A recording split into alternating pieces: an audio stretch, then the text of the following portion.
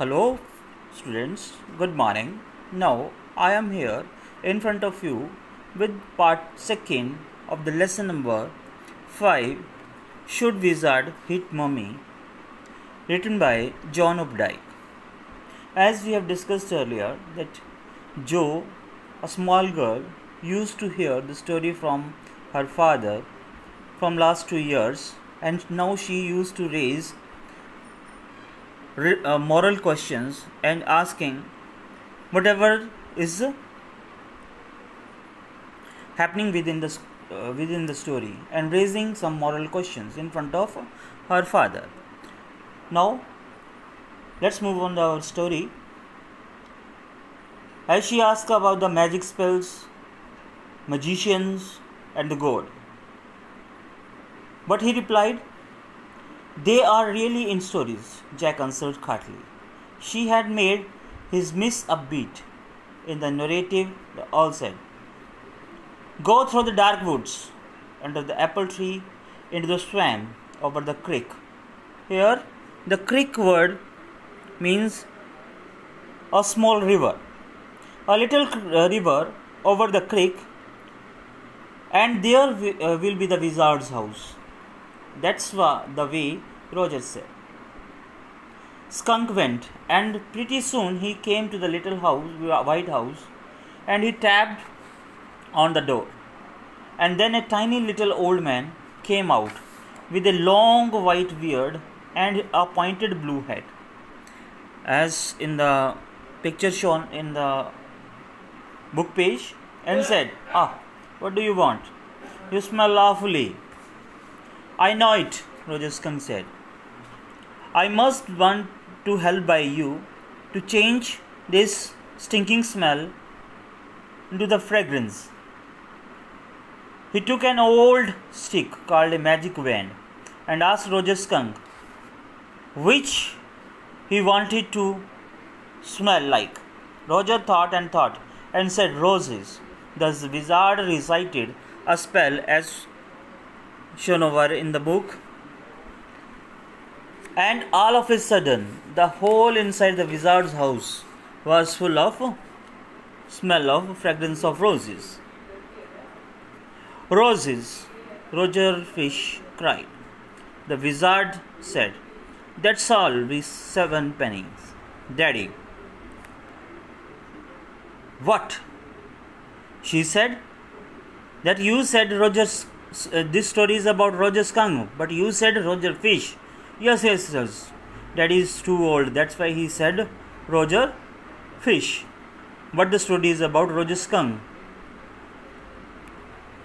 Now, as the all advised Roger Skunk, the wizard said to have the 4 pennies, to go to the end of the lane and turn around 3 times and look down into the magic well. There you would find 3 pennies. So Roger Skunk went to the end of the lane and turned around 3 times in the magic well where 3 pennies.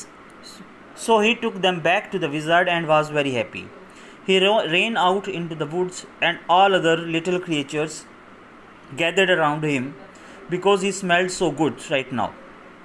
Now they played together a number of games. Then it began to get dark, and they all ran home to their mummies. Jo thought the story was all over, and she started looking out of the window. "Now, Jo, are you listening?" said Jack. "Yes, because this is very interesting," Roger Skunk's mummy said. "What's that awful smell?" Roger Skunk said. "It's me, Mummy. I smell like roses." And she said, "Who made you this, like this?" And he said, the wizard. "You come with me to that very awful wizard." Now Jo asked, "What, Daddy?" Then he said about the other little animals running away. "All right," he said. "But Mummy, all other little animals run away?" But she said, "I don't care. You smell the way a little skunk should have, and I am going to take you right back to the wizard." She took an umbrella and went back with Roger Skunk and hit the wizard right over his head. No, Joe said. Then the wizard hit her on the head and did not change that little skunk's back.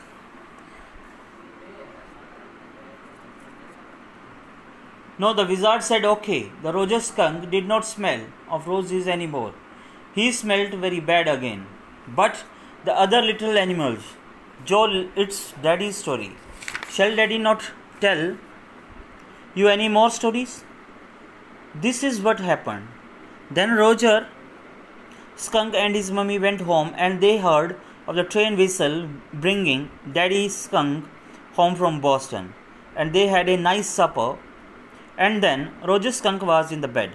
Mummy skunk came up and hugged him and said he smelled like her little baby skunk again, and she loved him very much. And that's the end of the story.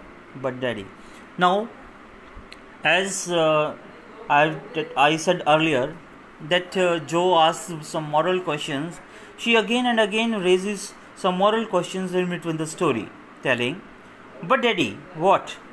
Then did the other little animals run away?